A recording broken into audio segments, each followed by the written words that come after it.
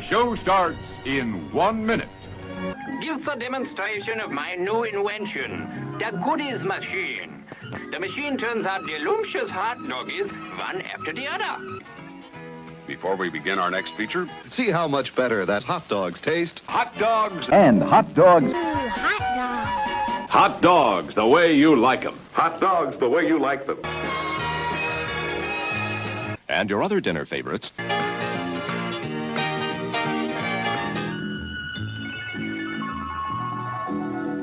Is friendly and efficient. And eating all this great food. The cats go cool for the dog that's hot. Hot dogs, the all-American favorite. Tempting, delicious hot dogs. Hot dogs are sizzling. Sizzling and satisfying hot dog. Sizzling hot dogs cradled in fresh, fluffy buns. Sizzling hot dogs, bursting with juicy goodness.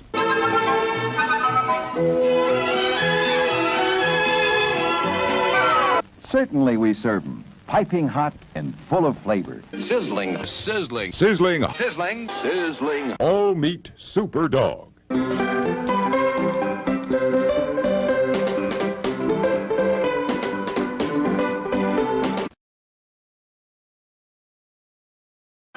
The management of this theater thanks you for your patronage.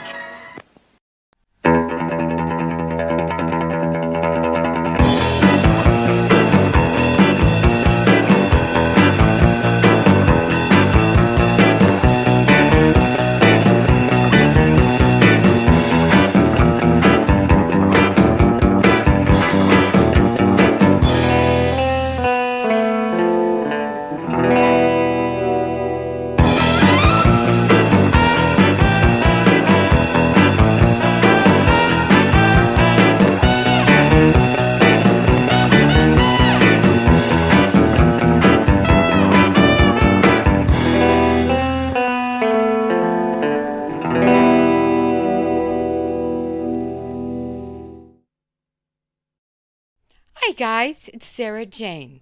And of course, you know who is here too. I'm always here. You will never escape me. Lord knows I've tried. Anyway, tonight's movie is really different.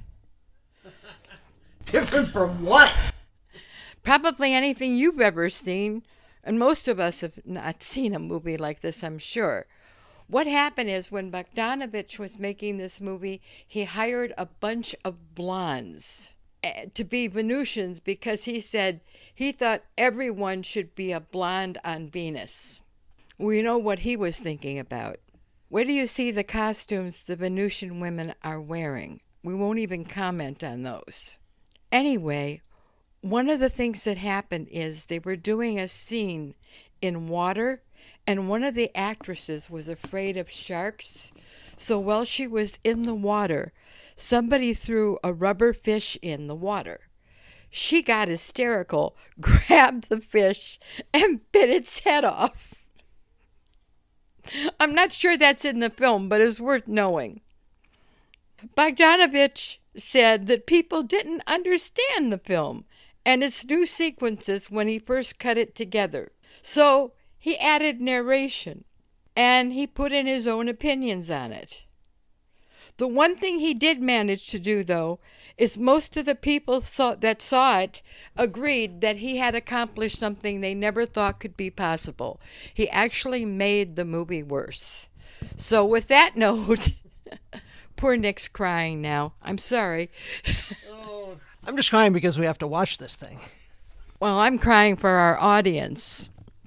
Anyway, guys, enjoy as much of this as you can. Relax and have a good time. After all, it's all good, clean fun, right? Well, maybe you won't think that way after this movie. Well, it's good fun, anyway. It does have Mamie Van Doren in it, and it was described as a Peter Bogdanovich stag film. So, it's good fun, anyway. Well, it was made during a time when men were so much more chauvinistic than they are now, except for a few exceptions. But anyway, like I said, it's fun. Have a good time. We'll be going through this torture with you. So remember, you're not alone. Well, I'm going to be watching just to see if we can see her bite the head off the fish. But first, will our heroes survive the stock footage conflagration? Find out in Chapter 9 of The Phantom Creeps, Speeding Doom. Get him, Raz.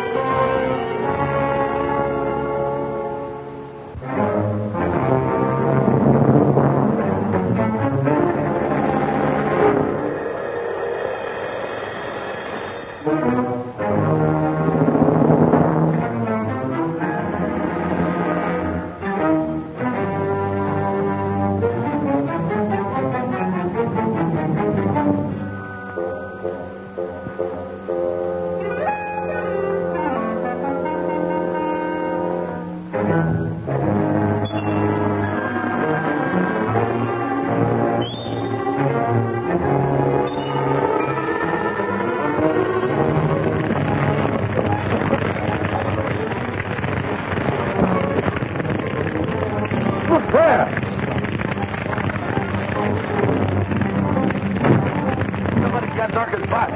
We gotta follow that car.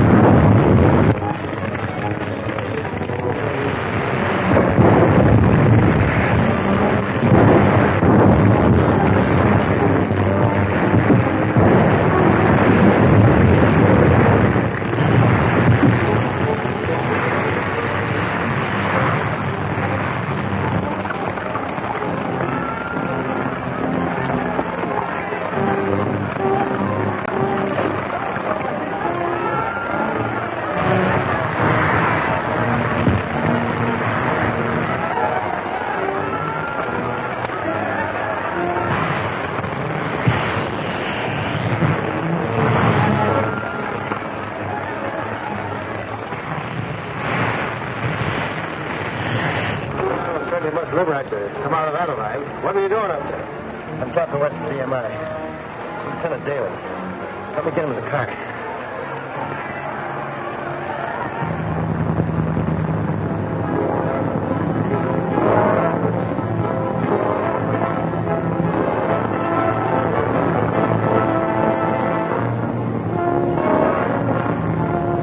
Spotted us. Close in on him.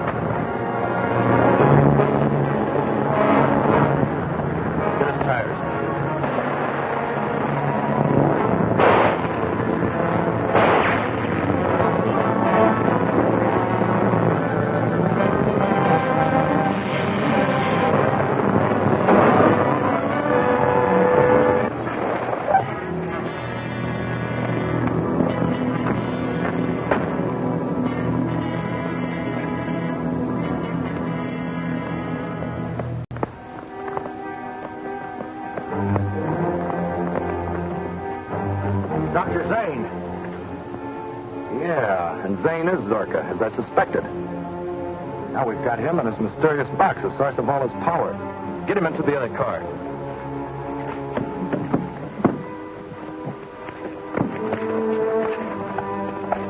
Hurry, the shooting might bring someone here to investigate.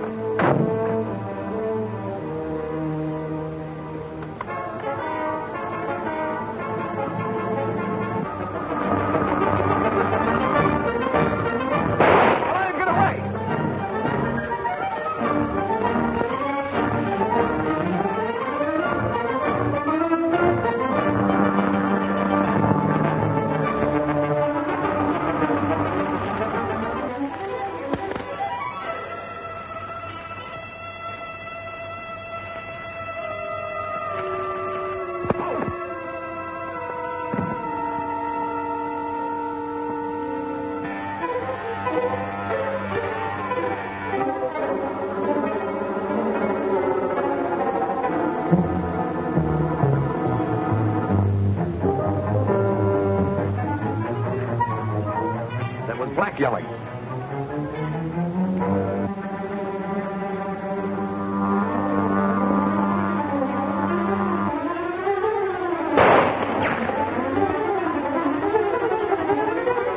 The thing's invisible.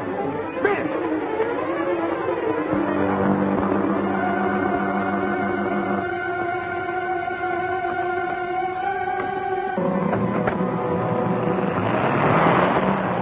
Get up. Talk and talk fast if you hope to live. Yeah. Sure, I'll talk. Tell me where those men have taken my property. I don't know why. All right. The chief has a shipload of ammunition and a schooner off Valdez Landing. Come on, go to my car.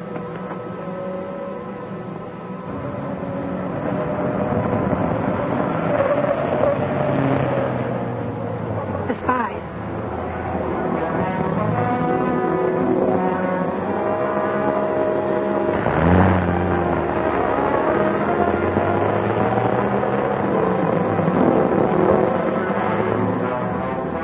What do you intend to do with me?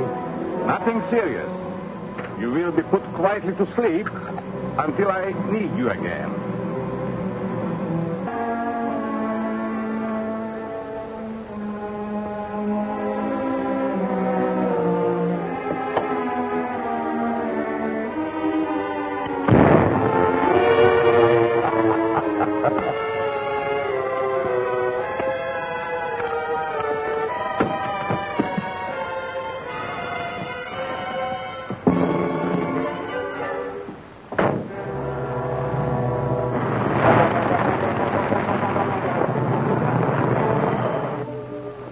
We almost had the mystery box when someone broke into the room. Jim and I did the best we could, but there are too many of them. Yeah. Somebody upset some chemicals and started a blaze, and I got conked in the head. That's all I know. You'll be ship-shape in a little while. Think those men got away with it? Someone did. Well, at least we know it's in the hands of the firing.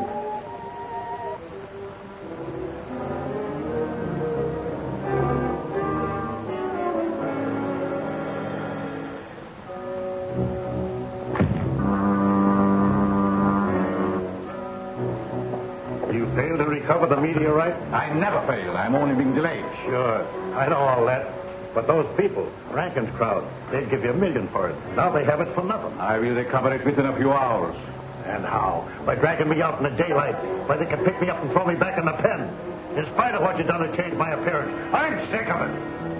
Worse can happen to you than anything the law can do.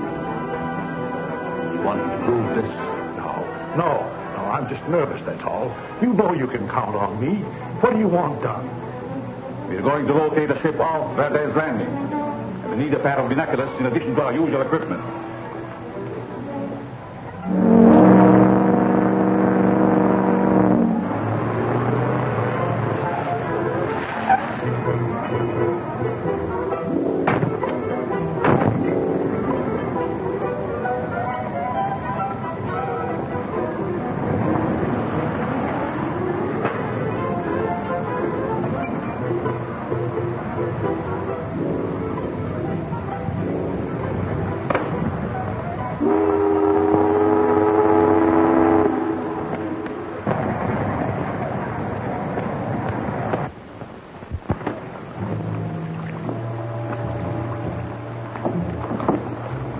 Where's Blank? We don't know. He got in a jam.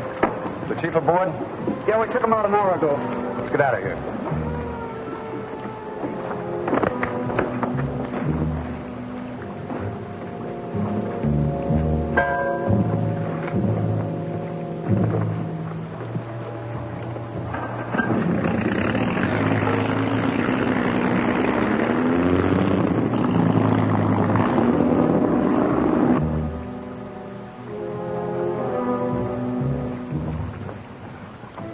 Join Bob. I don't like the idea of his prowling around that Zorka place alone.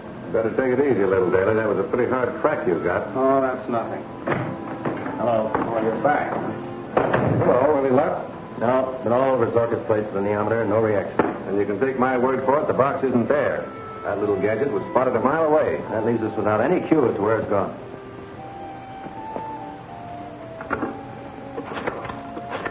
And if those foreign agents get Zorka's secret out of the country, we're apt to find ourselves at war within a few weeks.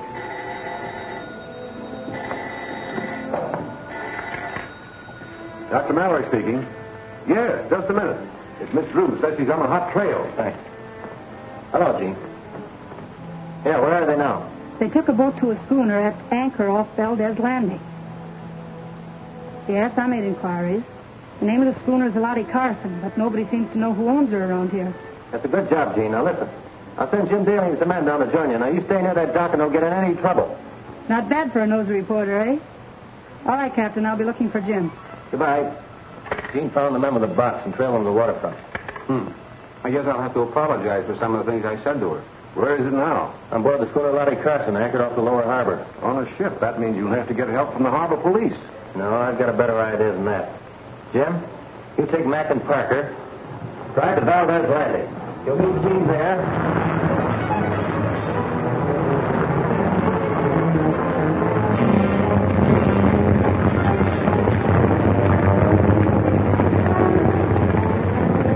Warmed up, Captain West. Thanks.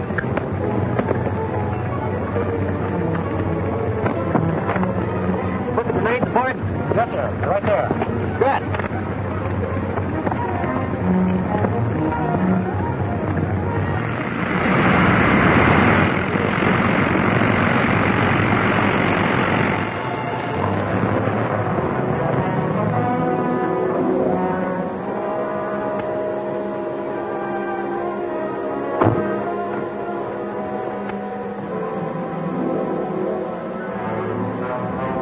Go rent the motorboat. You going to wait here? Yes, and hurry.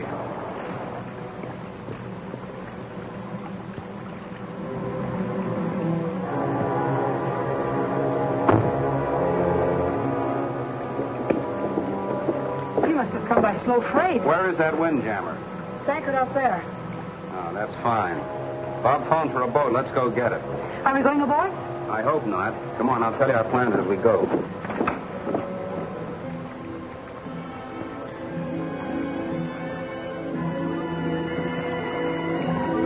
Put that down in the hold and keep it away from ammunition and powder. We don't want to blast the bottom out of this hooker. That's all right, as long as it's in this insulated case. That's what you think. Well, we're not taking any chances. Why can't we up anchor and get out of this? We can't get clearance without an inspection. We'll wait until darkness and then try and slip out without lights.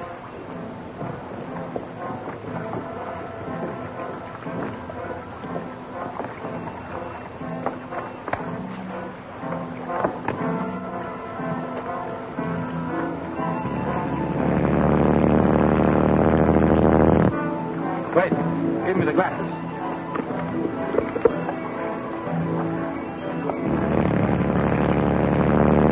That's all, man. We are too late. What are we going to do? Wait and watch. Our next move will depend upon what happens out there. What do you make of her, Skipper? 3 men and a girl aboard. Give me that.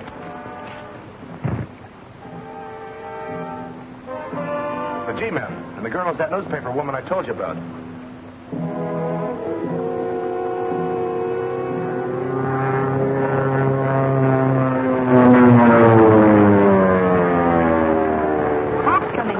Here he comes.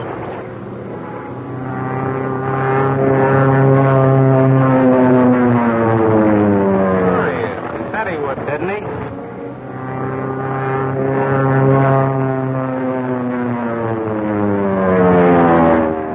What's the fool trying to do?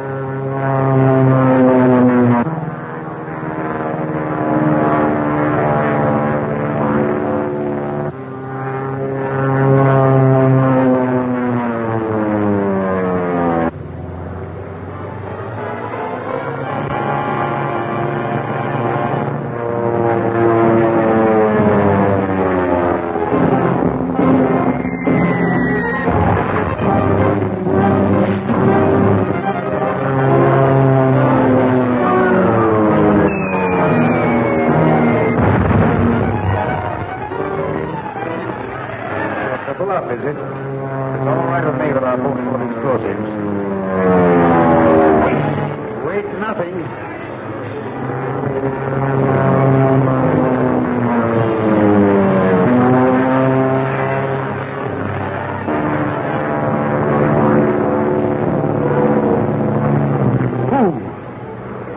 If he bombs the ship with my meteorite aboard, it will blow up the harbor.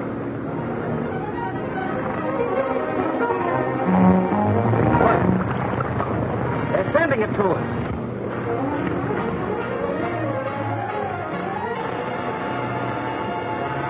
Are you going to let them give it to the G-men?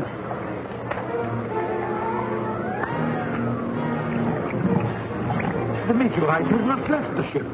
How do you know? If he flew on a small boat, that needle would be following it.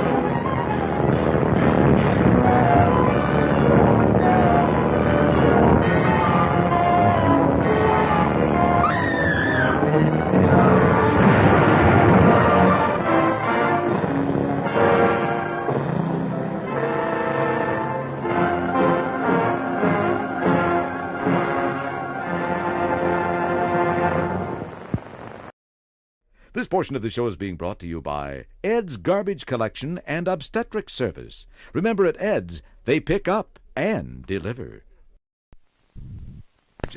Of the six its surface is covered with earth.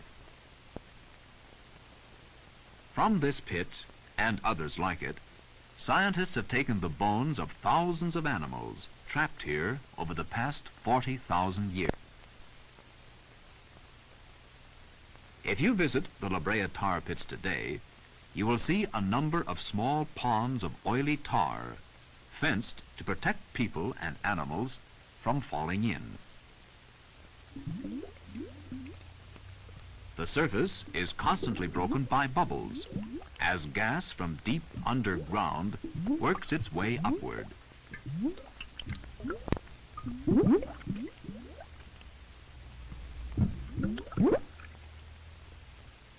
During the dry season, when the surface water evaporates, the underlying black and sticky tar may be exposed to view. Pools may even dry out, to be replaced by new pools nearby.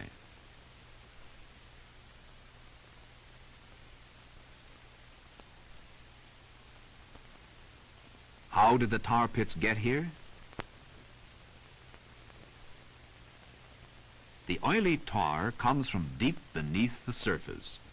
It wells up through cracks in the earth, and then branches out into smaller cracks as it works its way upward. On the surface, it collects into pools.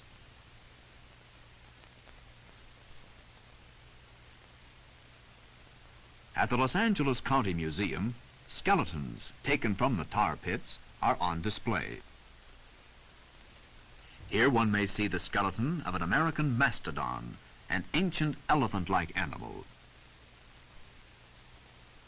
The saber-toothed cat, a beast with great slashing teeth. The giant ground sloth, a huge, powerful plant-eating animal.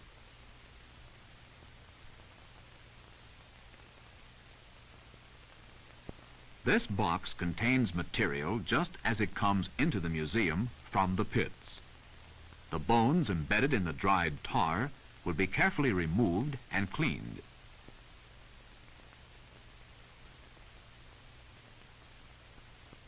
This scientist is examining bones taken from the tar pits. These bones have been cleaned. They are called fossils. Fossils are the remains of living things from past geologic times. When fossil bones come into a museum scientist sorts them according to the kind of animal they came from and according to the particular part of each animal. Leg bones in one box, neck bones in another, and so on.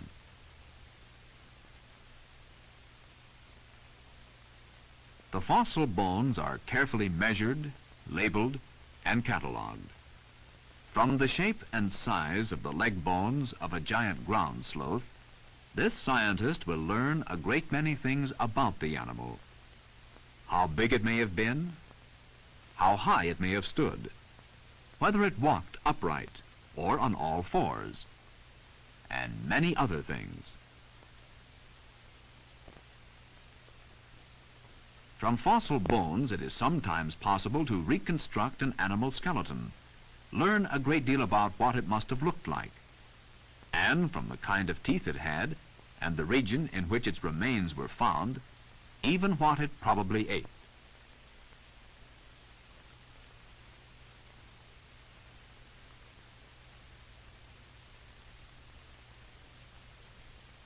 This is the completed skeleton of an ancient wolf. It probably stood almost 2.5 feet high. Its sharp-pointed teeth prove it was a meat-eater. This scientist is making a miniature reconstruction of the Rancho La Brea region as it may have looked 30 or perhaps 40,000 years ago. From a study of fossil bones, she is able to make accurate models of animals that no living person has ever seen.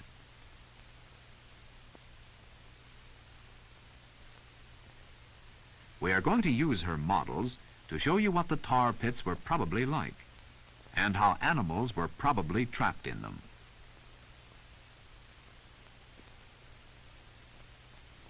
Here is a tar pit in the Rancho La Brea region as it may have looked 30 or 40,000 years ago. This is one of a dozen or more pools that occurred in the center of a grassy plain. On this plain, and in the nearby hills, a great many different kinds of animals had their homes.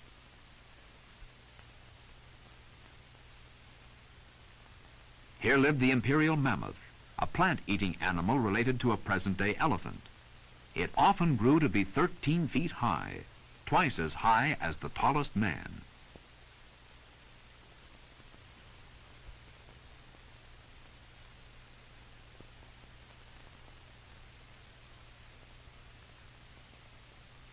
Another animal that lived here was the Pteratornis, a great bird much bigger than a present-day eagle. The Pteratornis was a kind of vulture. It ate the remains of animals that were dead or dying, tearing its victims with its large hooked beak. When it opened its wings, they must have measured 11 to 12 feet from tip to tip. Here, too, lived the dire wolf, perhaps one of the largest wolves that ever lived. It often hunted in groups or packs. The dire wolf had a large, heavy head and very strong jaws. Another animal that was found here was the saber-toothed cat. As big as today's African lion, the saber-toothed cat was a strong and dangerous hunting animal. It takes its name from the 2 huge teeth that grew down from its upper jaw.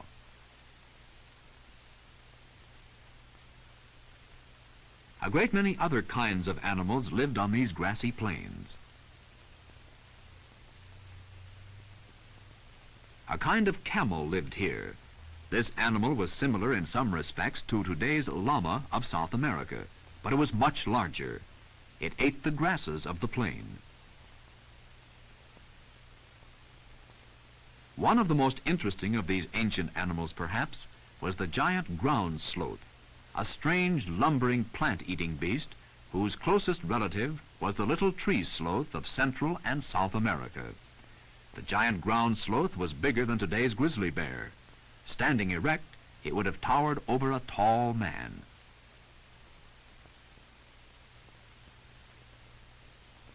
Other animals lived here in prehistoric times.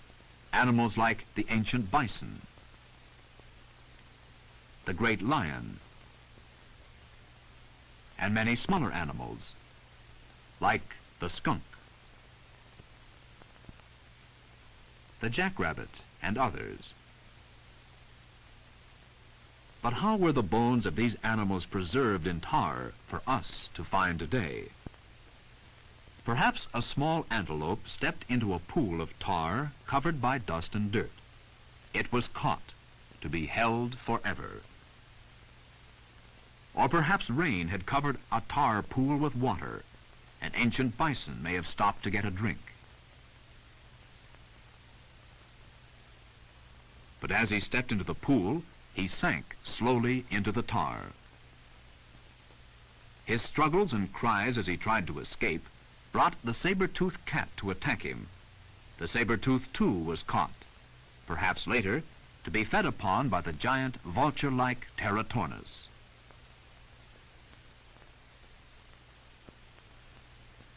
Over the centuries, tens of thousands of animals were trapped in these pits, piled one on top of the other underneath the tar. The soft parts of their bodies decayed, but their bones remained as fossils for man to find and study.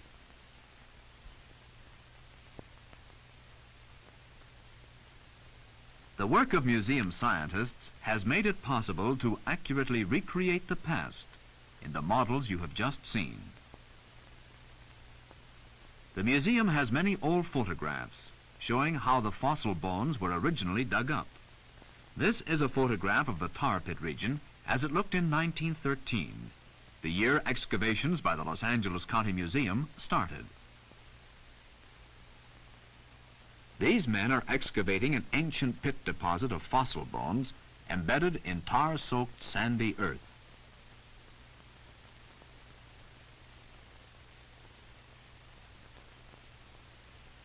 This scientist is inspecting one of the deeper excavations.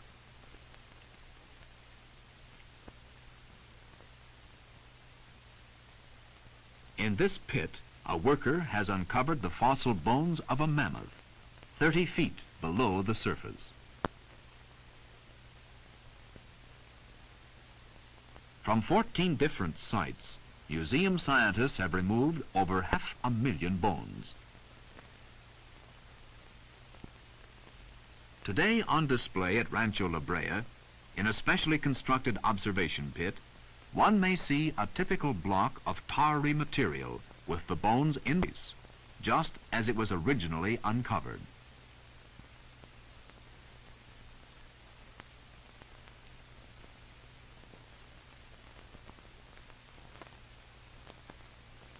This is part of the hip bone of a mastodon.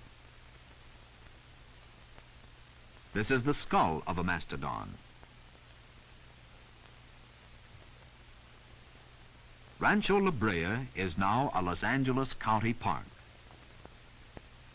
Visitors may view the pits, and behind the fences they may see life-sized models of tar pit animals recreated in concrete. Animals like the giant ground sloth and saber-toothed cats. Only the park guards are allowed behind the fences.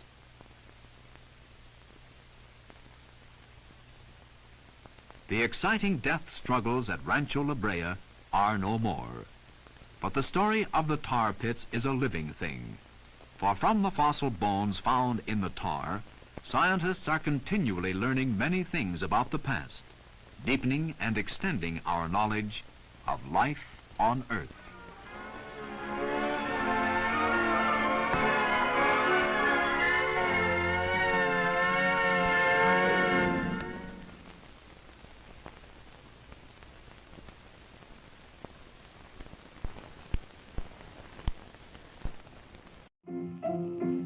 Let's all go to the lobby. Let's all go to the lobby. Let's all go to the lobby to get ourselves a treat.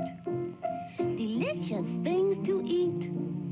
The popcorn can't be beat. The sparkling drinks are just dandy. The chocolate bars and the candy. So let's all go to the lobby to get ourselves a treat. Let's all go to the lobby to get ourselves a treat.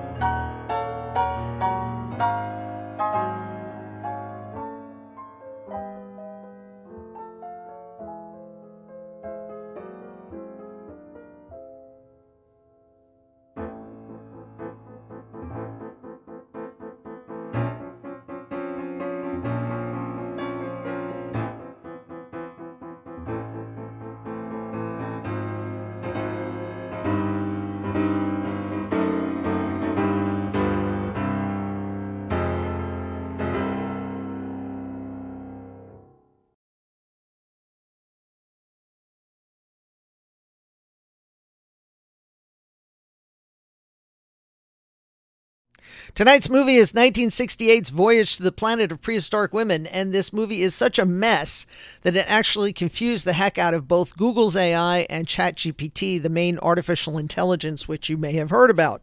They literally did not know what to make of this film, which, as a writer, I have to admit, does kind of make me happy. And really, I can understand why this film is so confusing to these AIs. You see, while officially it looks like this film was produced by Roger Corman and directed by Peter Bogdanovich, yes, the same Peter Bogdanovich that would go on to direct The Last Picture Show and all kinds of things that you've actually heard of, neither of those things is actually true. You see, our dear friend Roger Corman, ever the creative one, purchased the rights to a number of films, one of which was a Russian movie called Planet of Bur, or Planet of Storms.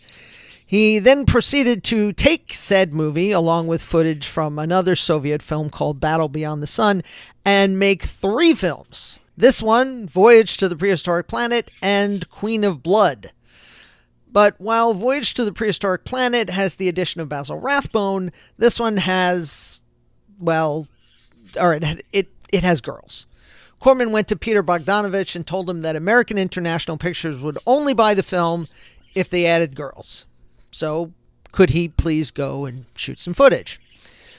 Which he did, with said girls including, well, there's really no other way to put this, with said girls including 1950s and 60s sex symbol Mamie Van Doren. Mamie Van Doren was always intended to be like Marilyn Monroe, but somehow that always eluded her, and she wound up making what are a lot of, well, let's just say a lot of cult films and leave it at that. Once they cut all the footage together to add the girls, the whole thing apparently made no sense, particularly because Corman wouldn't let Bogdanovich actually record any sound on location, so he added narration, which he voiced himself and took credit for, while insisting that since he only directed about 10 minutes of the finished film, his direction was credited as Derek Thomas. Anyway, it's kind of a fun thing to think that you've got this footage and what kind of new story and new film can you make with it? Well, let's find out. From 1968, Voyage to the Planet of Prehistoric Women.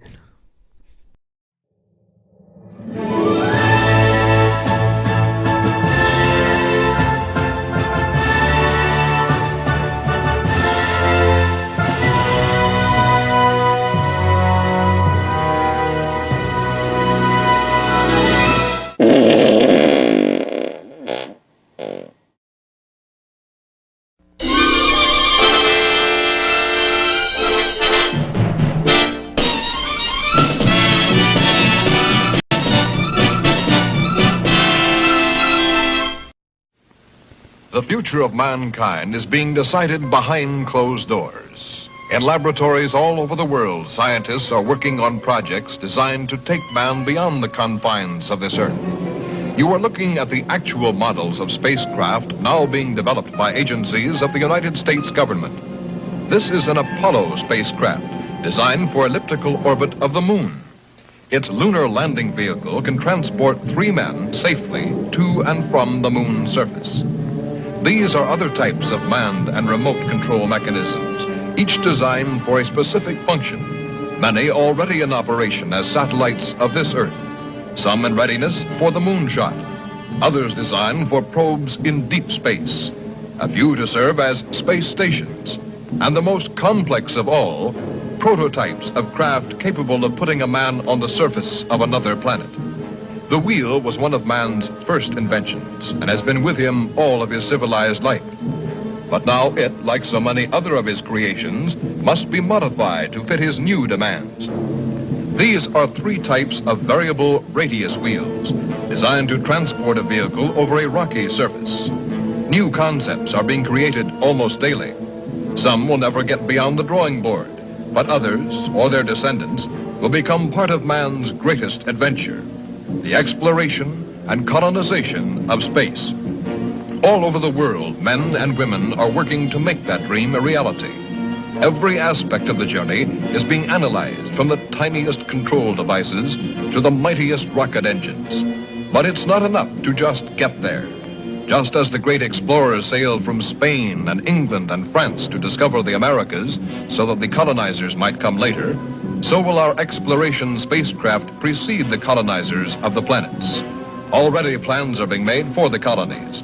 Sources of food and power must be found. Artificial atmospheres created.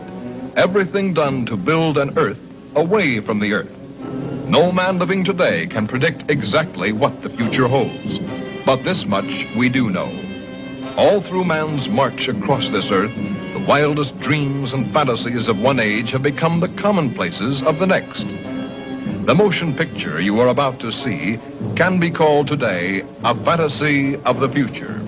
But one day, maybe not too far distant, audiences will be able to look back on it in the same spirit with which we view pictures about the first covered wagons crossing the plains.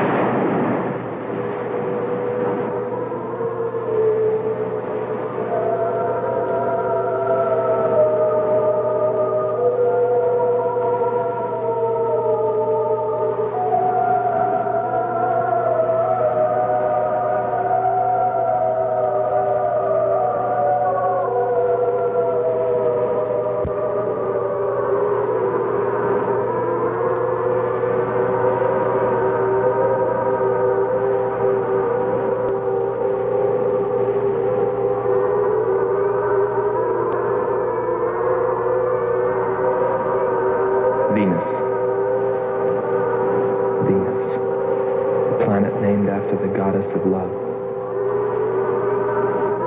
This is where I left her. 26 million miles away. Because I know she exists. I know she does. I know it. All the time we were there, I heard her. Her and that sweet, haunting sound she makes, like the sirens that tempted Ulysses.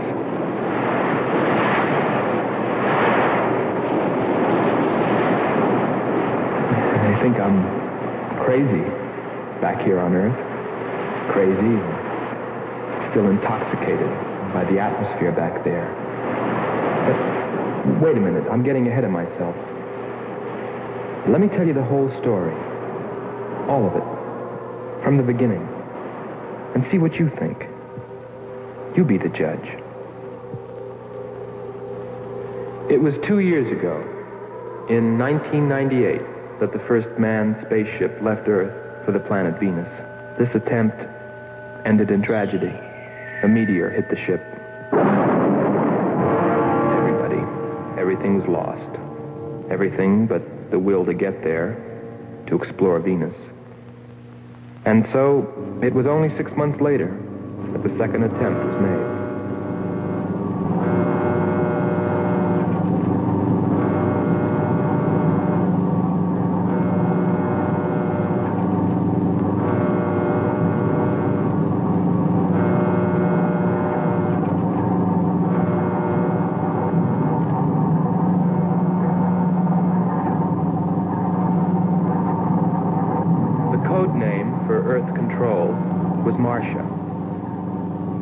First stage rockets ready. Main rocket stage ready. Fuel ready. Stabilization center ready. Power ready. Air conditioning ready. Radar ready. Guidance ready. Airlines ready for takeoff.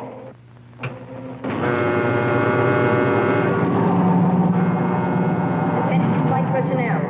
Loading elevators are now being withdrawn. Countdown continues at 20. All stations prepare for 0 red. Countdown countdown continues at 10.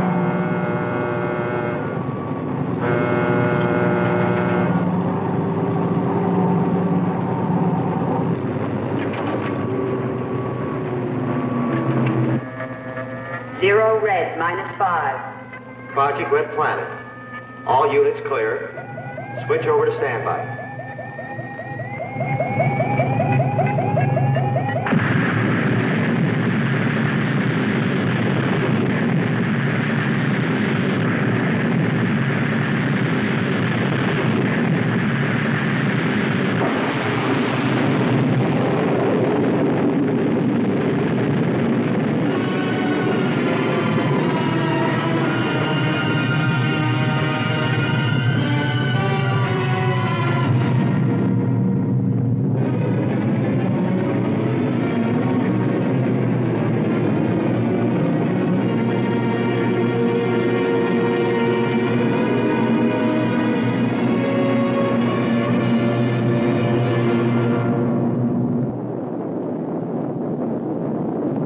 There were only 2 men on the new mission, astronaut Howard Sherman and Captain Alfred Kearns.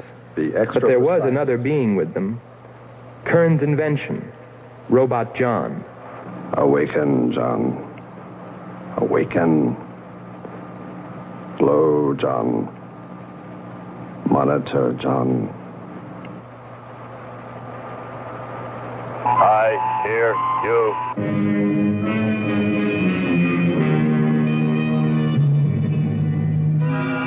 Everything went smoothly the first part of the voyage. They traveled over halfway, 17 million miles, without mishap. Radio contact was maintained with Marcia at Earth Control, and they stopped on schedule at the United States Space Station, Texas, for refueling. Attention. All landing personnel, report on flight deck. Stand by to receive flight number 87 from Earth.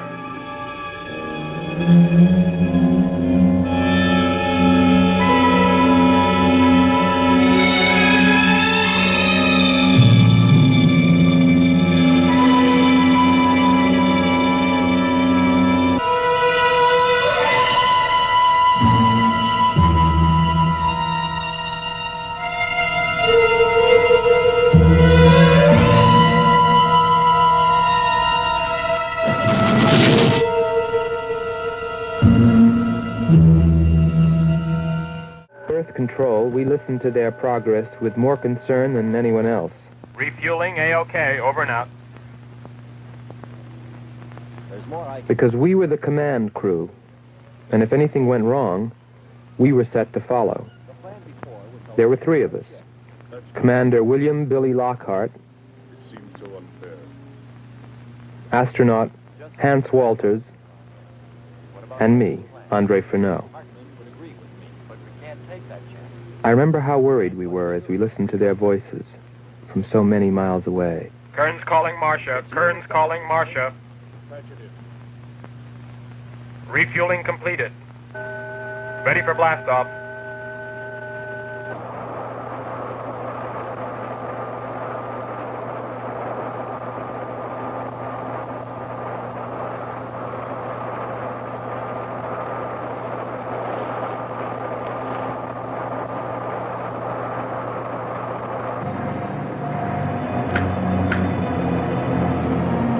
Begin our relay.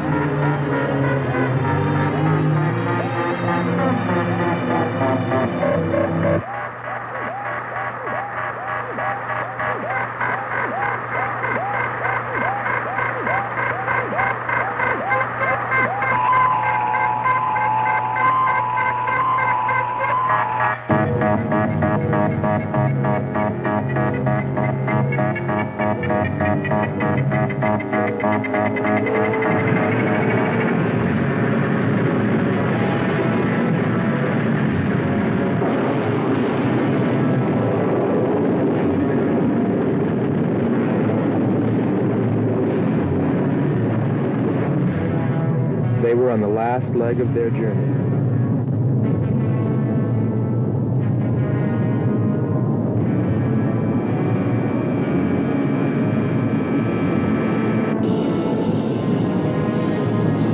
then they saw it. Venus.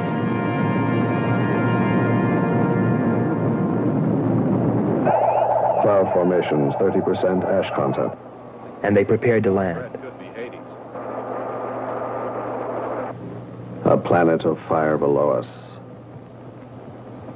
Is it a new world, or will it consume us all? At any moment now.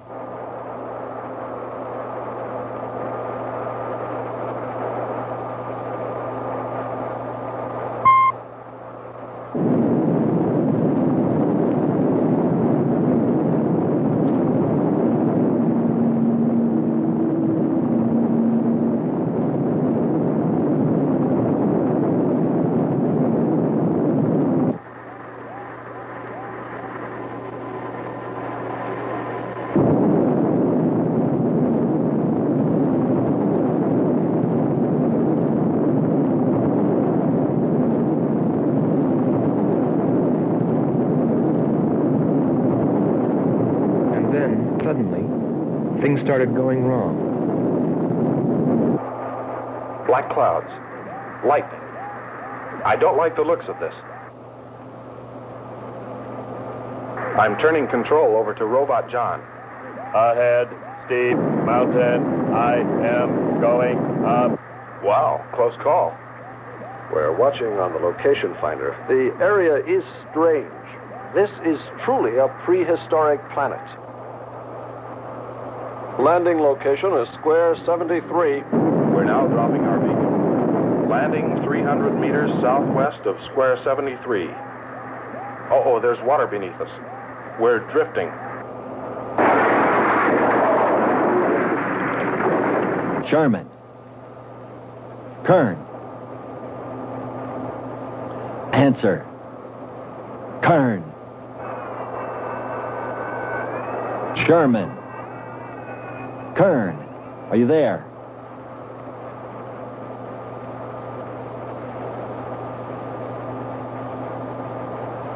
It's hopeless. Well, very soon after that, it became clear there was only one thing to do. Blast off for Venus ourselves.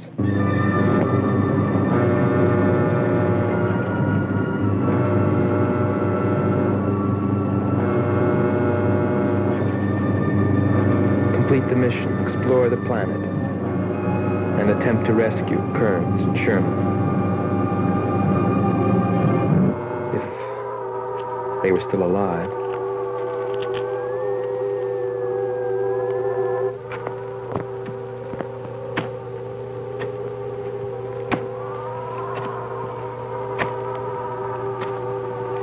Keep coming. More, John. That's it. Cover me, Kern. Look out. There comes another one. I got him. Sherman, behind you. Look out, Sherman. There.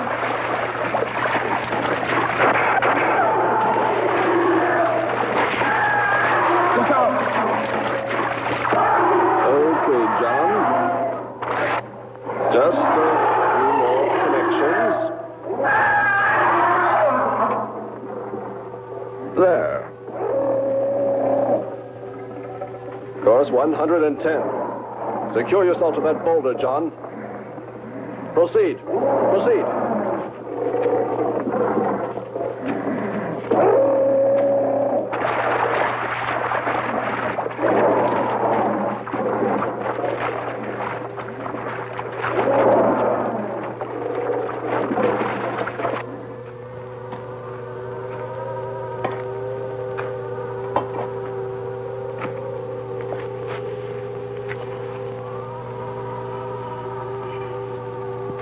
He's better equipped to fight this place than we are. I'm wondering if we should be here at all. Why don't you catch a bus and go home? Don't think I wouldn't if I could find one. There he is. He's up. Pull it tight. He can hold it. You better go first, and I'll come along after you. Within 2 hours, we were ready to go.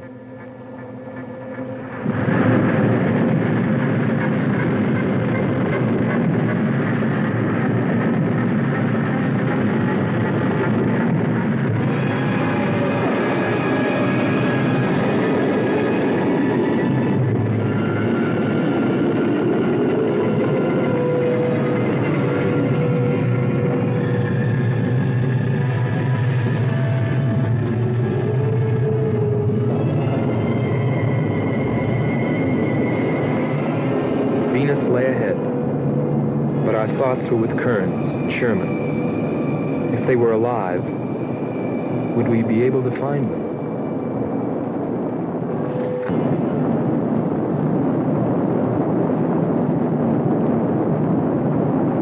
We got to Space Station Texas ahead of schedule. Repeat. Stand by to receive unassisted landing.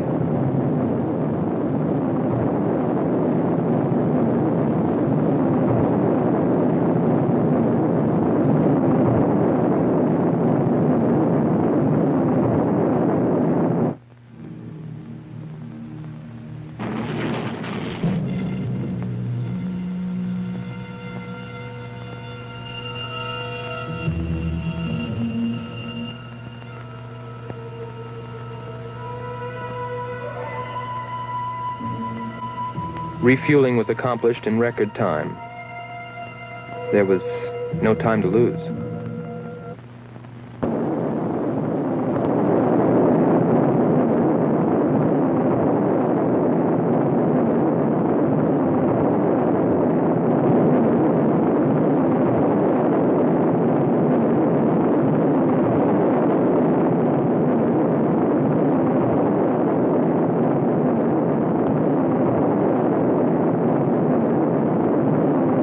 Funny, considering the way things turned out.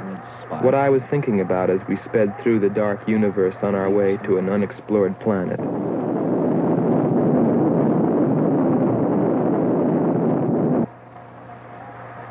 I was wondering if maybe there wasn't some reason that Venus had been named after the goddess of love. If maybe there wasn't some wise old astronomer way back in the dawn of time who knew something. Something he kept to himself. My men. But before I could come to any conclusions about it, we were preparing for our touchdown on Venus, where maybe I'd find all the answers. And then, almost before I knew it, we were there. We were landing.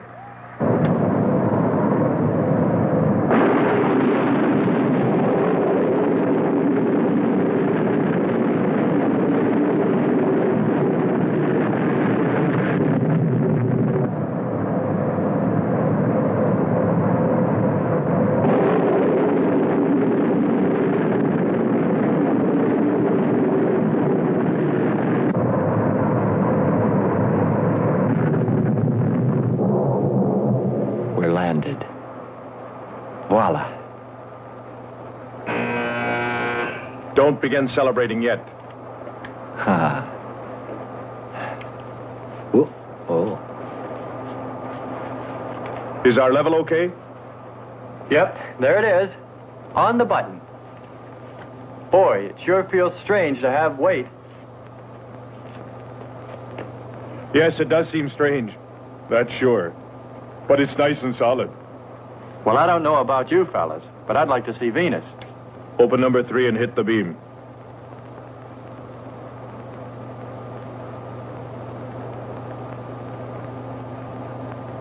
Paper, try the port viewer. Telescreen gets it okay. We'll pan port. Formations of weird rock. Something's there. I'll switch on the outside sound pickup.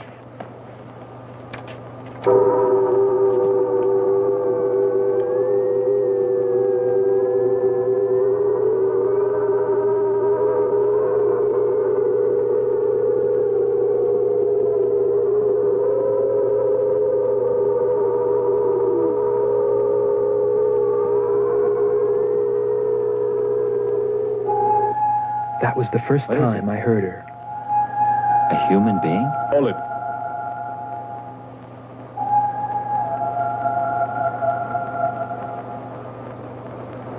It's finished. Transfer it to playback. Meanwhile, you might check upon the atmosphere, Hans. It better be good.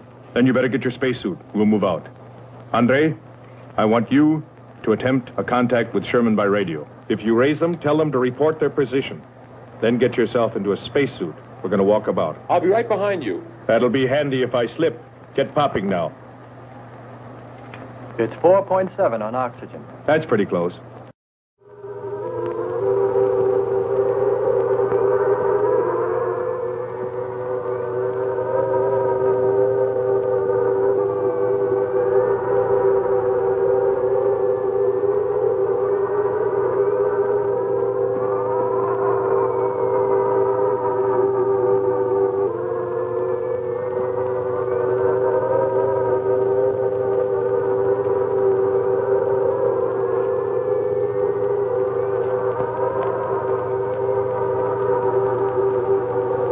to take a look around. Keep on the rope. Don't get out of visual contact.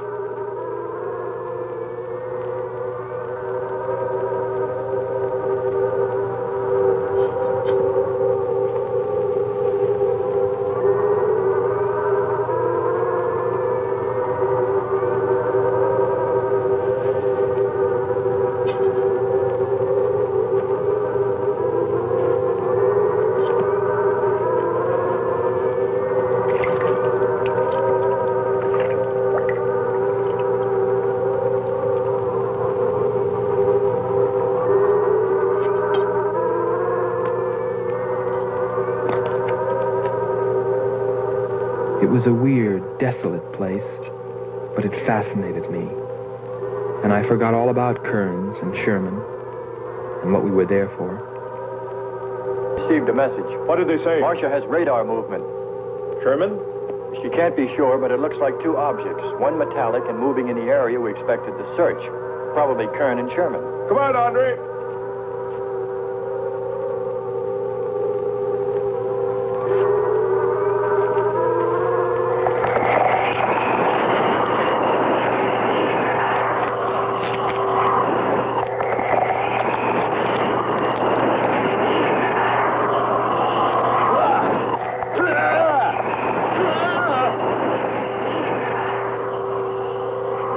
You'll contact us.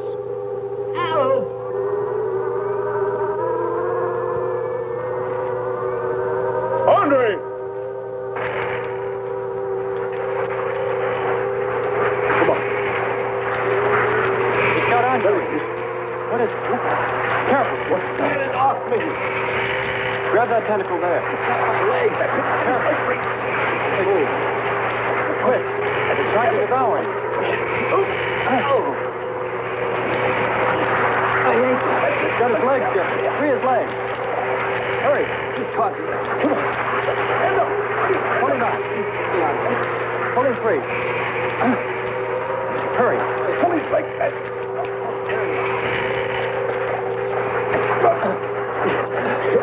Here. Lean over this back. Hans, help us. He likes some water. Nothing's broken. Let me get a shot of that man even.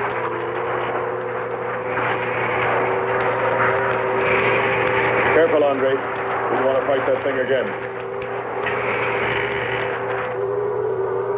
Can you imagine that? He's bashful. Why don't we take one of those things home for the zoo? You've got to be more careful, Andre. If we hadn't heard you call me... I didn't call. You called out to us. We heard you. But I didn't call you. It sounded like Lockhart. Let's be getting back. All we knew was that Marcia at Earth Control had spotted what was probably Kearns and Sherman and approximately where they might be. So we started out in our space car, heading in that general direction, not stopping to investigate the many prehistoric sites we passed. But we were still unable, no matter how hard we tried, to make radio contact with Kearns or Sherman. So we had no way of knowing what they were going through on that distant part of the planet.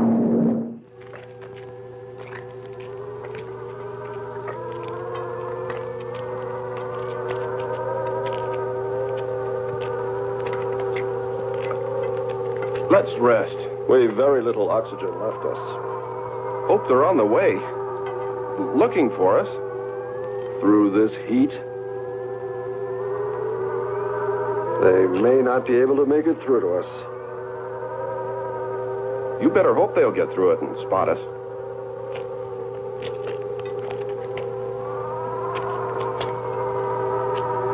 I'm beginning to feel like my head's swimming.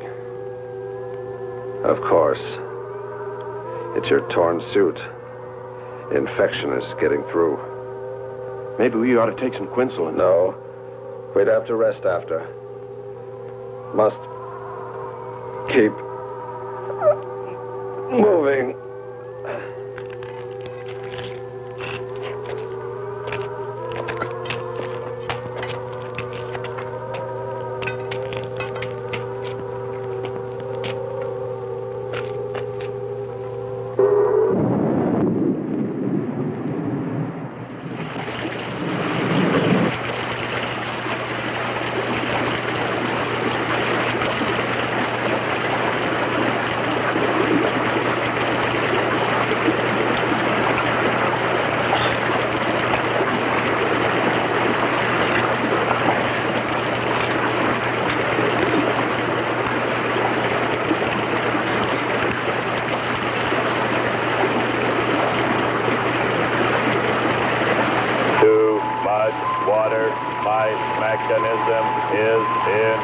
danger.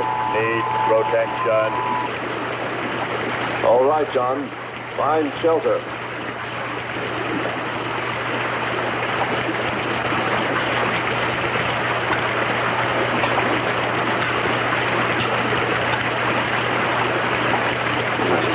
Don't stop. Go on.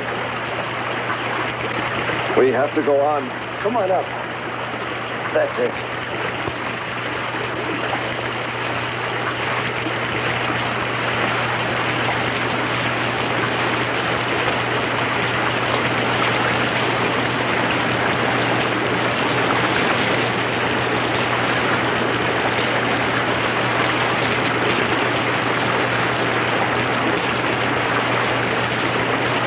We can't stay here. We'll be washed away. John. Bring him this way. There is no water. Come on. Just a little bit further. There's a cave right over there. Come on. That's it. Just a few steps further.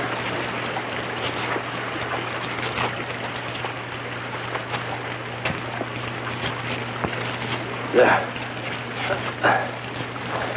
There.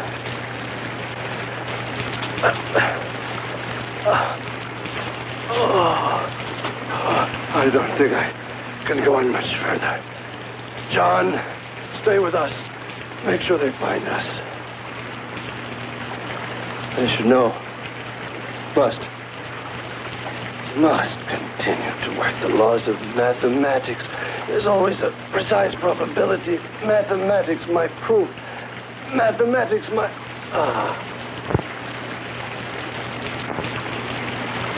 Marcia.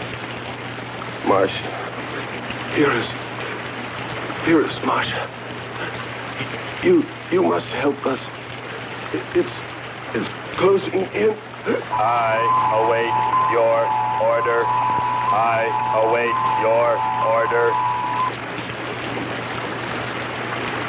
Help them find us, John.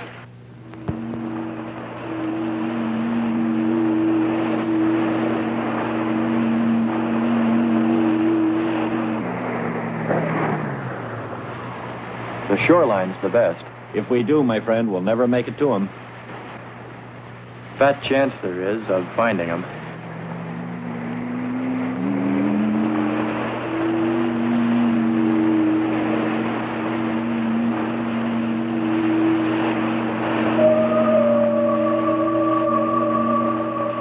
That voice again. Hold up.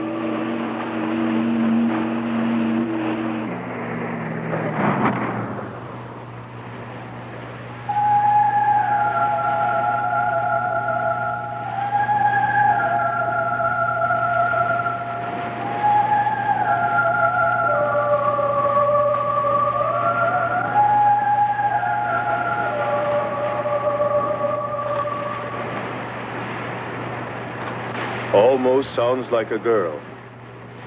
A girl? Perhaps. Or a monster.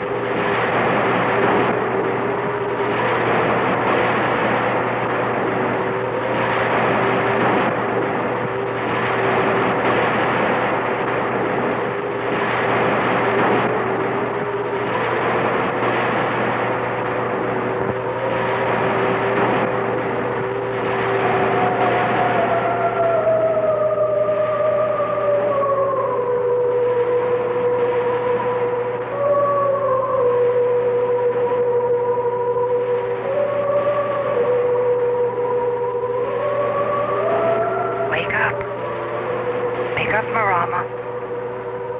Our sisters are calling. Wake up, Nyla. Our sisters are awake. They're hungry. You have slept enough. It is time to go into the sea.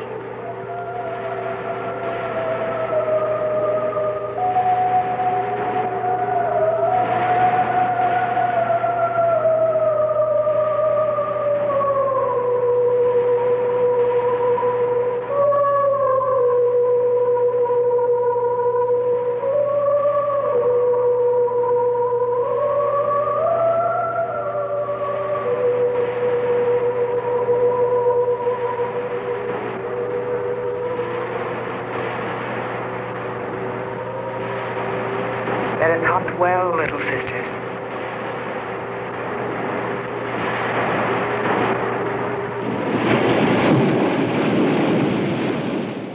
It's a human. Well, there are sure no humans here. Well, we're humans. Well, no one else has made it. You better believe it. But it sounds so human. Subhuman, you mean, like that 40-armed plant that just grabbed you. I still say it's a girl. A girl. With blue scales. Could be. He's on to something. It's possible that before us, other men got here. Especially in this age. You ought to know that, Hans. To a man of science, anything is possible until proven otherwise.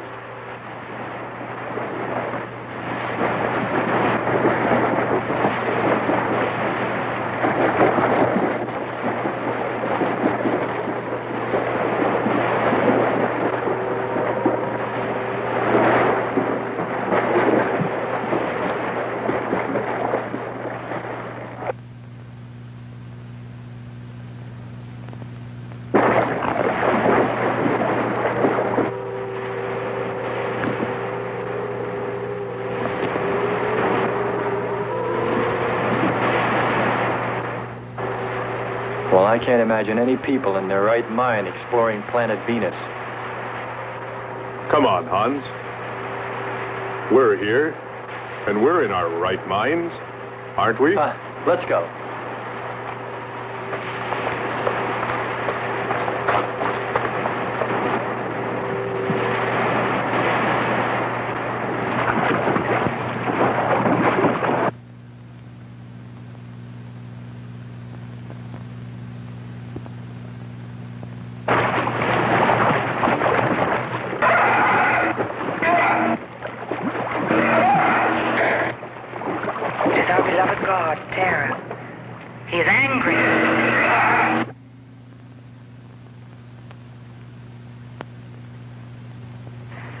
We must leave this place. Come, follow me. Lord save him. What? There's no response from Kern or Sherman. Well, we should soon be there. Keep trying. Maybe we can bring them in on the helmet mic. Kern has an auxiliary. I am.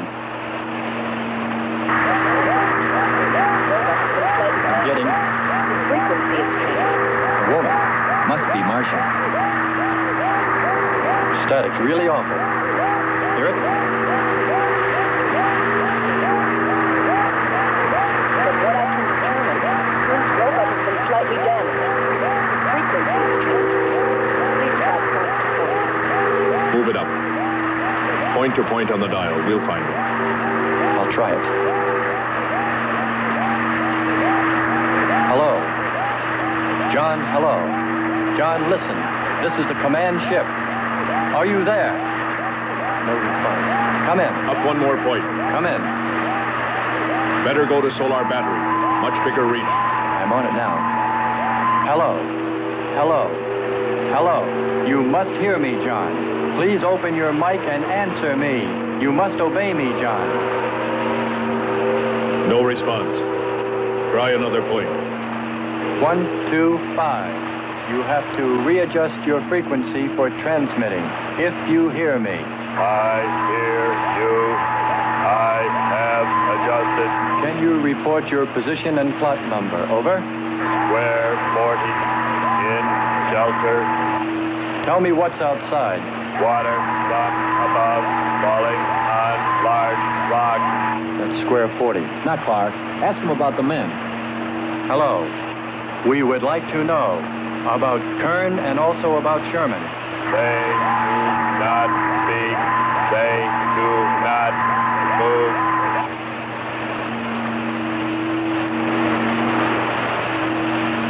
How much time before we get there?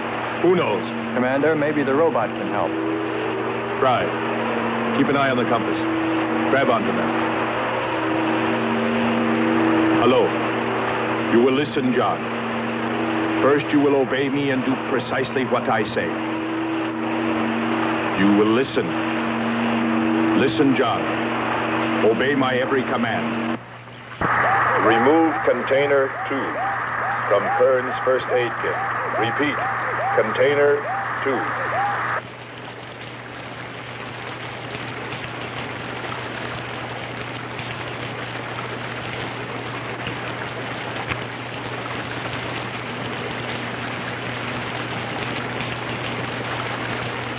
Remove one tablet. One tablet. Then open his helmet.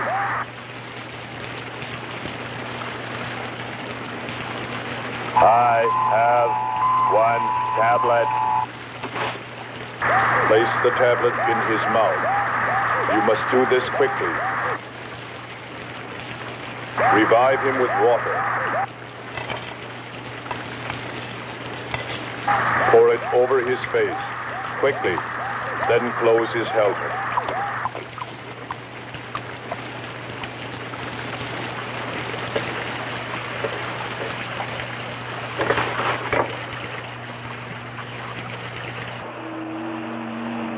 At least we know they're alive. Let's hope they stay that way. Commander, look there.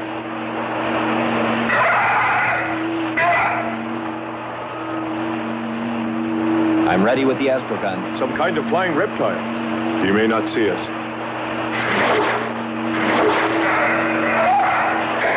He hit us. He's turning around. Maybe not. We're in for it now. He knows we're here. Luck. Take it now. Here he comes. Don't miss him. Here he comes again.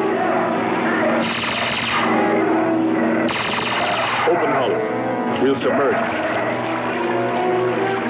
We were forced to submerge, even though we had killed the flying reptile, because of the damage the creature had caused when it hit us. And it was a good thing, too. For here, under the sea, we were to find the second clue to life on Venus.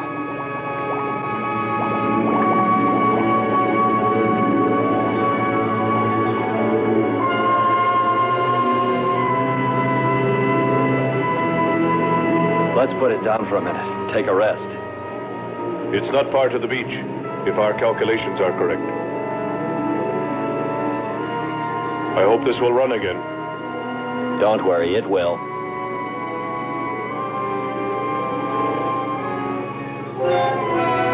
Look, the cliffs are all in even rows, like streets. I'll look around, just 5 minutes. Might find something interesting.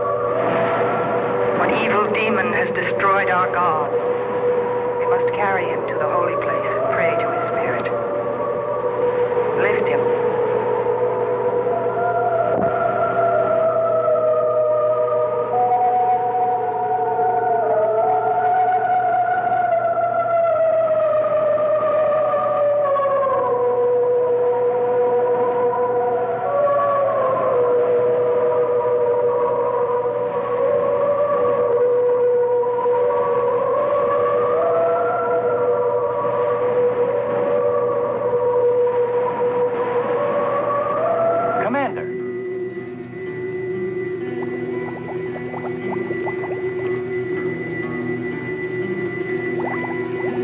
Well, what do you know? It's a statue. Andre! What's up? You just look here. That's only a petrified tree. Only? Why, it's a bronze statue. And much more, Hans. Rubies. You say rubies? Show me. Simple. The eye of an idol. An idol? Yes, a reptile. A reptile resembling that flying monster that attacked us earlier. Up there. You're right, Andre. I'm not laughing anymore. There was a civilization here. And I'll bet you there still is.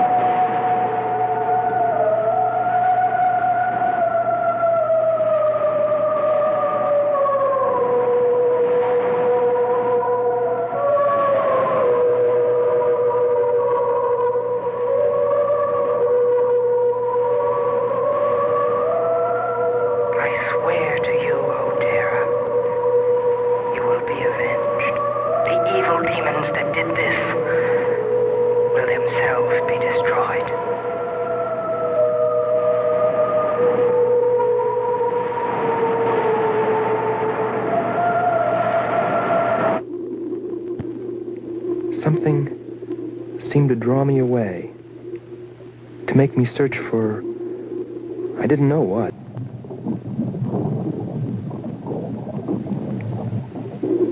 I felt something, I don't know. I felt as though I were being watched. But I didn't see anything except a harmless octopus.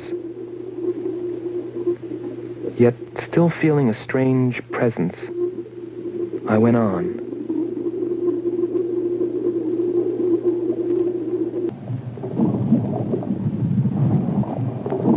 But then, as quickly as it came, that weird sensation vanished. And then there was nothing. Nothing but the sea.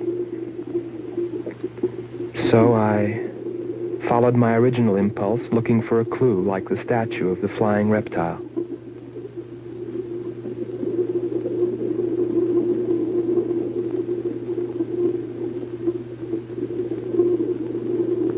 And I found nothing, except a rock that I liked for its shape and that could serve as a specimen for the geologists.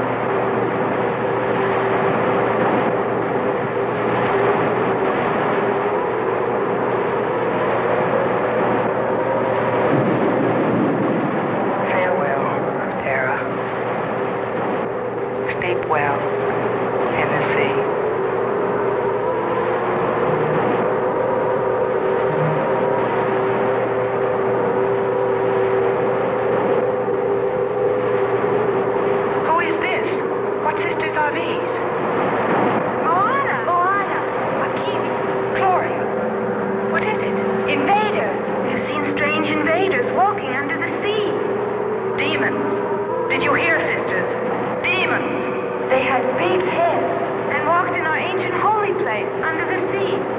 It was they who killed Terra. They must die.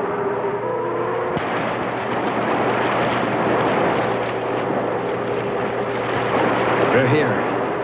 I couldn't have lasted much longer. You're not alone.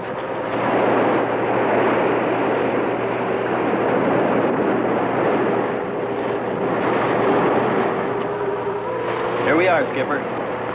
Good. We'll need more fire. Everything in the car is soaking wet.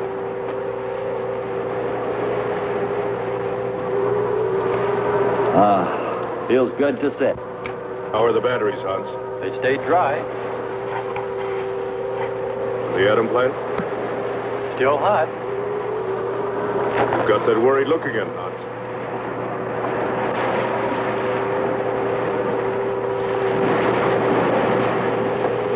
You're right. I've pulled and checked every wire and part in that darn radio. It won't operate. I've tried everything I know. I tell you, it's simply hopeless. How about a long string and an oatmeal box? Oatmeal box. The radio will dry out. We know it's not a dead planet. Not completely. Our proof is the statue. And Ruby. And the woman. She's probably somewhere. For his sake. But the main thing is, there could be a whole race of people out there watching us, hiding, afraid that we'll observe them. Fight them? We came from above. Dropped. To them, we're probably some kind of monster. What if they're human shaped? They very well could look like us. But mind you, I'm only advancing a little hypothetical science fiction. Because nothing should be overlooked. Let's face it. They built a city that's now under the sea. Hans, it must be true. Many made it to shore from the sea. Then why didn't they build themselves another? We may find they did. When we explore the planet. Before we leave, I'll meet her. Beautiful song and a beautiful girl. She must have heard you. Where is it? Everywhere. Suppose it could be an omen? Or maybe she's helping us. If I could just see what she looks like.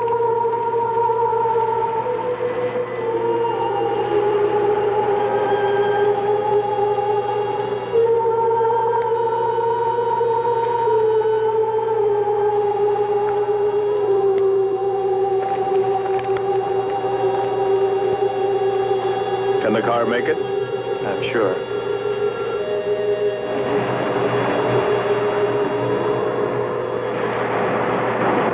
A feeling of foreboding had come over me. A chilly, ominous sensation.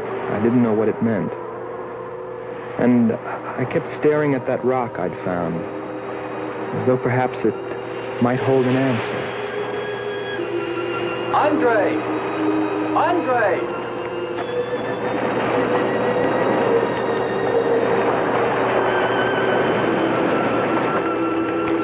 Thanks for waiting. She'd take care of you. Stop teasing him, Hans. He's in love.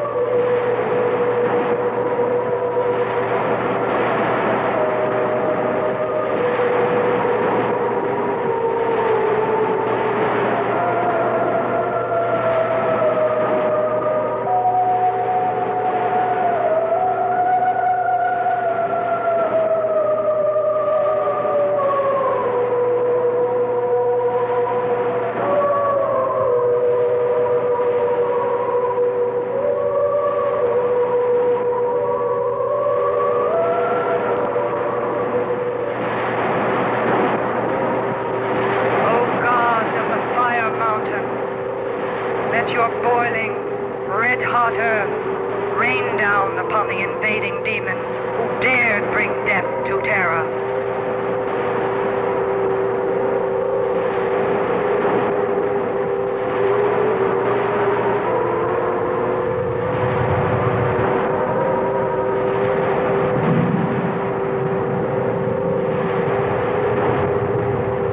Hear us, O God of the fire mountain. Pour forth thy red hot earth. Drown them in fire. Drown fire. Drown fire. Drown them. Drown them. Drown them. Drown them. Drown them. Fire. Drown them in fire. Drown them. Drown them.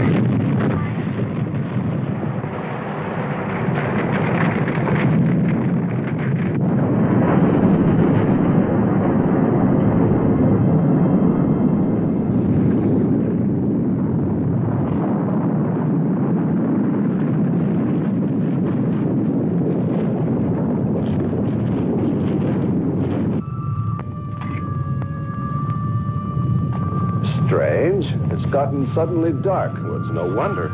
What makes you say that? There's an ash cloud above us. An ash cloud?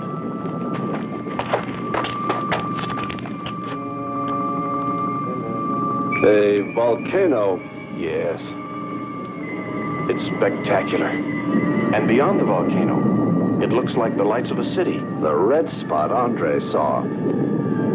We must get a move on. Not right away. This might be our only chance to gather some samples. Lava and ash. To take away with us. All right. We'll go to a much better vantage point, and right now. Sherman, come. But look at the magnificence. No one on Earth has seen such a sight.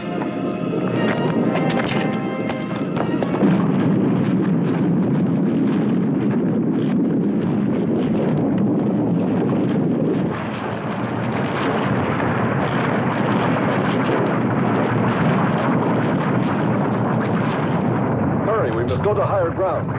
I am hurrying. Are you getting the spectra sample? Getting it now. That's enough. The lava is rising.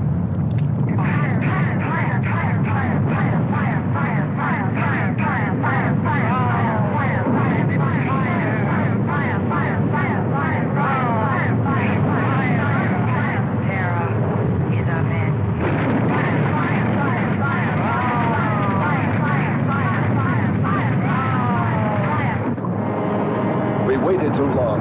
It's covered our path. Perhaps we can run a rope. How? We did it before. From John. There's no more time.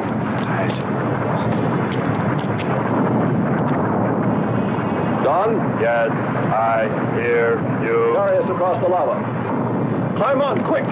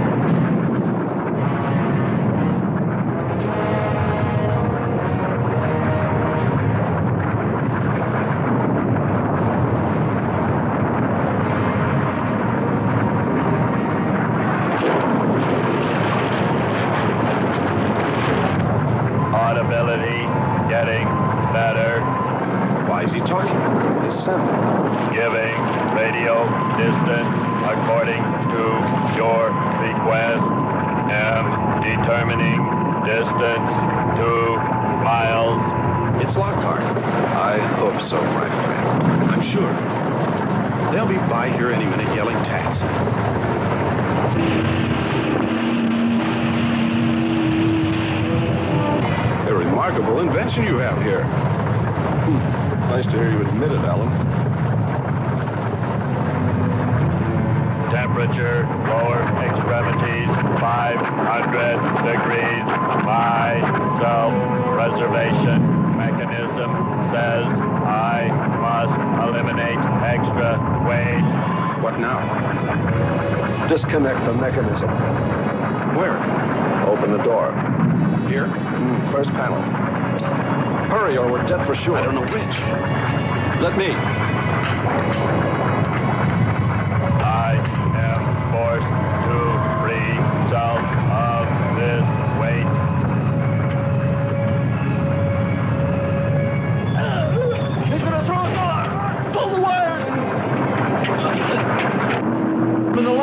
speed, Hans. Smash the panel!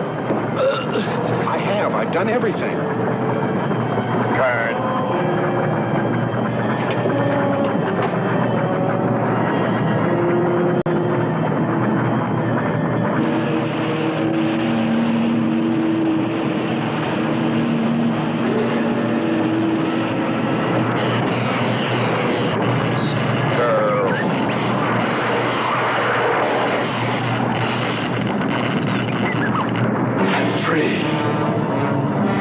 Hold on. They'll be here.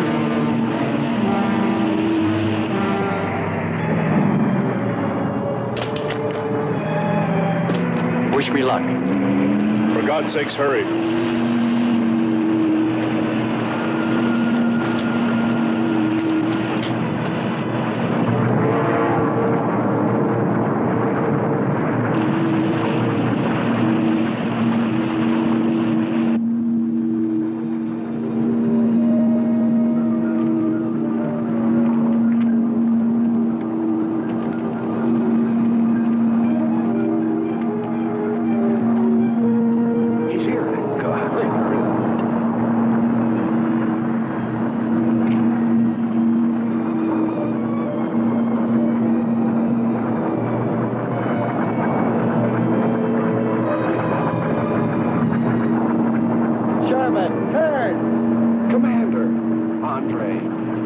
Let me help you out, my friend. I never thought I'd see your ugly face again.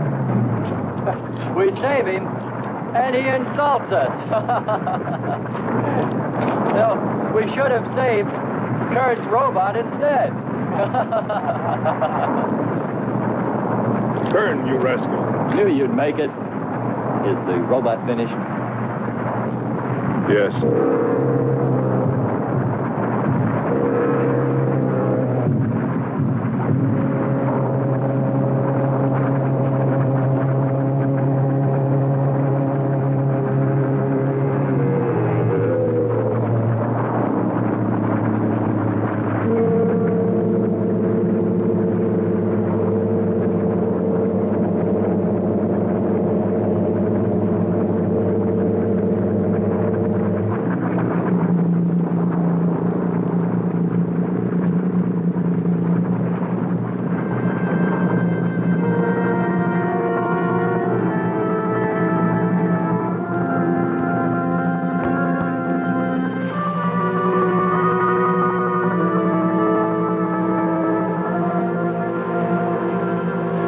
Just a metal monster.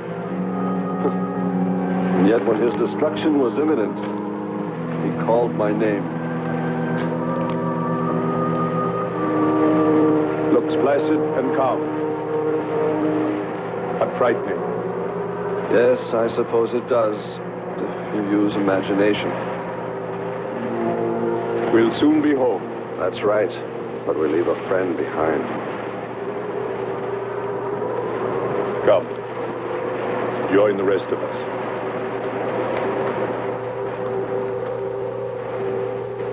So we took stock of the situation. And though we tried to keep our spirits up, it was still pretty discouraging. The volcano had destroyed some of our provisions, and our rocket ship's fuel supply was low anyway, considering the added weight of Kearns and Sherman. It looked like we'd have to be starting back very soon. What else is there to do? Well, we can look for Andre's girl.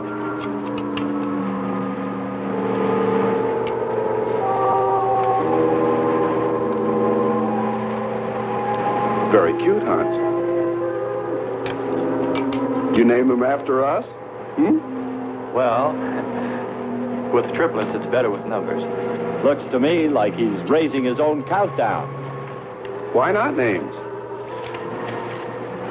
I'd forget. I'm worried about him. So you really found proof there were people on this planet. Hard to believe.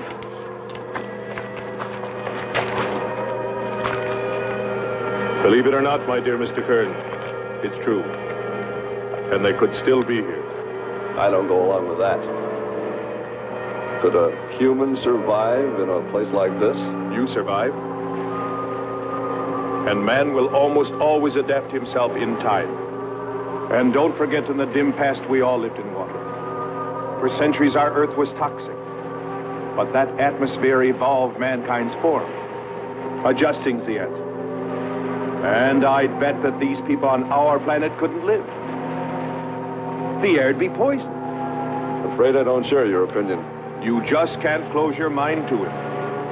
We found proof. Proof of intelligent beings. And those lizard men of Kearns. That's proof. Look, suppose they do look like lizards. Couldn't they be people? Suppose they saw the ship, got frightened, then donned their lizard costumes, then jumped up and down to spook us away. What possible story could explain it better, huh? None. You're the winner.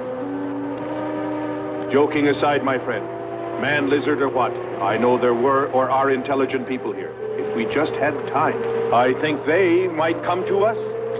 Look, even you, Kern, said you thought you saw the lights of a city beyond the volcano. I said they looked like, not were. Here, you two. Have some coffee and rest your voices. If only there was some way to communicate with them, some way to make them understand we were not an enemy, that we wanted nothing except to know their ways, study their civilization. Or was it really all just fancy? Just my wishful imagination? And that sound only an accident caused by the wind in the canyons?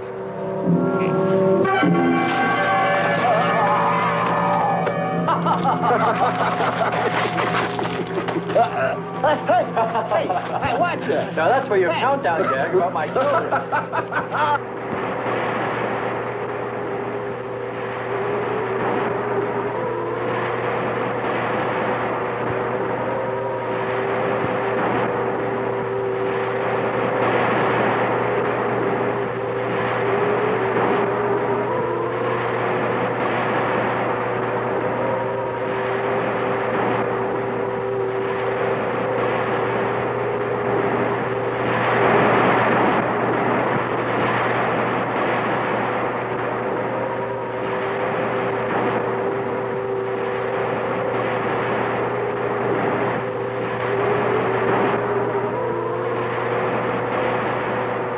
Wake up, sisters. It is a new day, and our land is safe again. But what is that? Something strange is there. Come and see.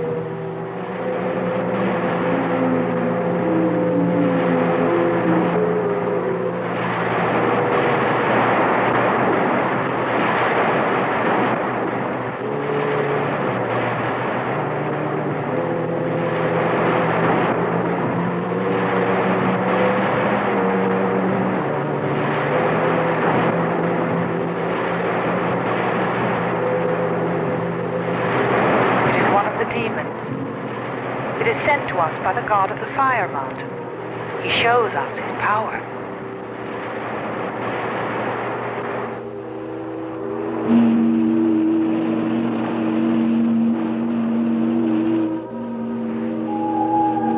Better get out and locate her, Andre. She wants you to stay on me. Just you wait. I think perhaps we should be trying to find her and take her with us.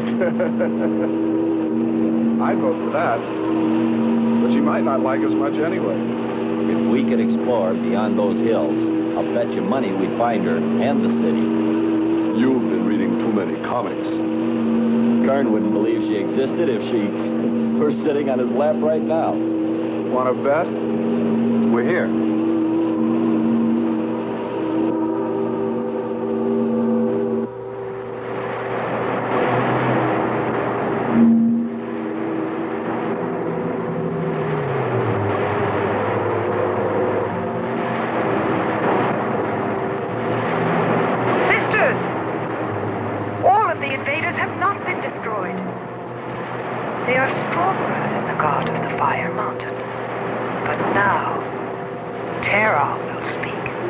I think we did a job we can be proud of. Look at all the samples we got. There's going to be a large headline when they see all these great things we're bringing back to them. This one's loaded, old man. Steady, child. Bring the spectra.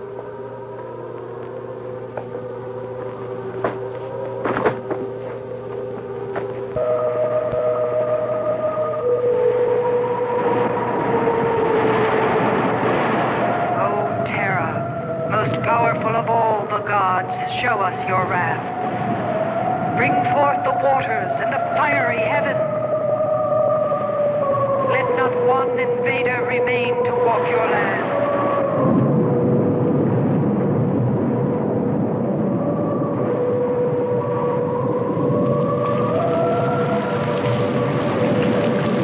You have heard us, great Terra.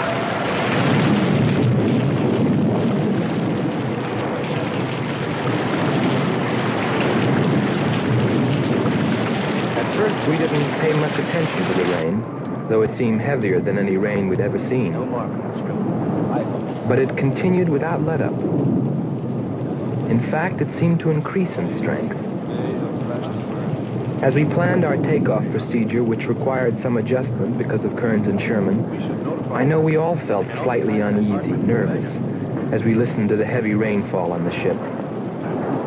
For myself, I listened with a sinking feeling, as though every drop were taking me further and further from ever finding her. Then suddenly...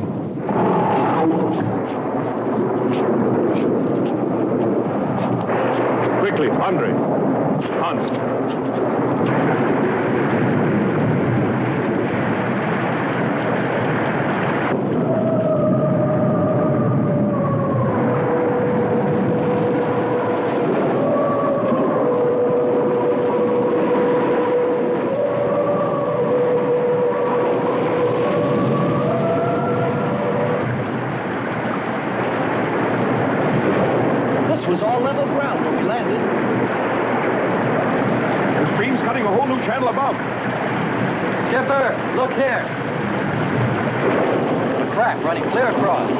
Anymore, we'll all be lost. Quick! Lighten ship for emergency blast-off. Maybe we can beat it.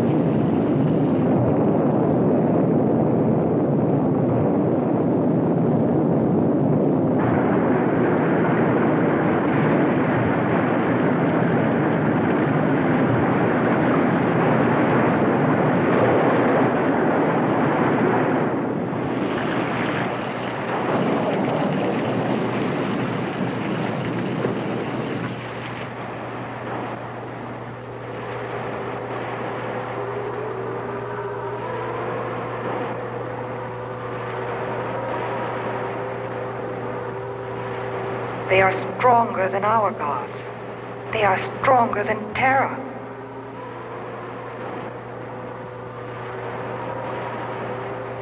Terra is a false god.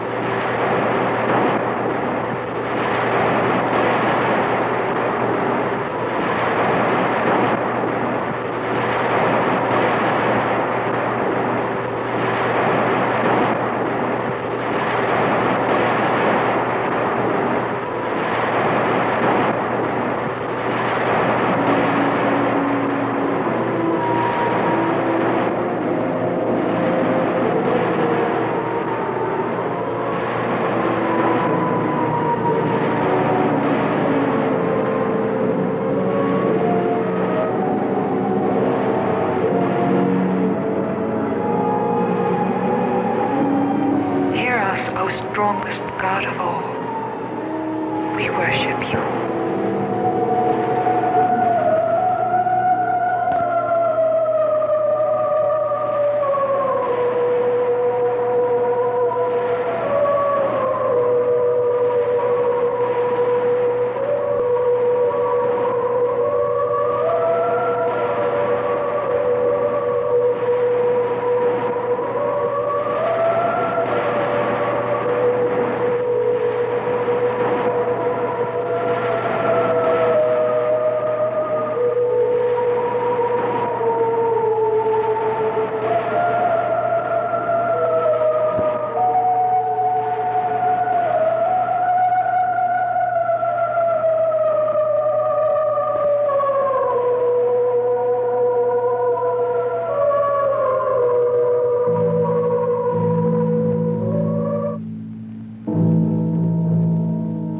Well, that's the story. It's been 2 years now, and there's been no plan to return to Venus. Lockhart and Kearns have moved on to other missions. There's Mars to be explored, and Jupiter. But I can't forget her, and I'm going back. Maybe someday I'll see her. Maybe I'll die trying.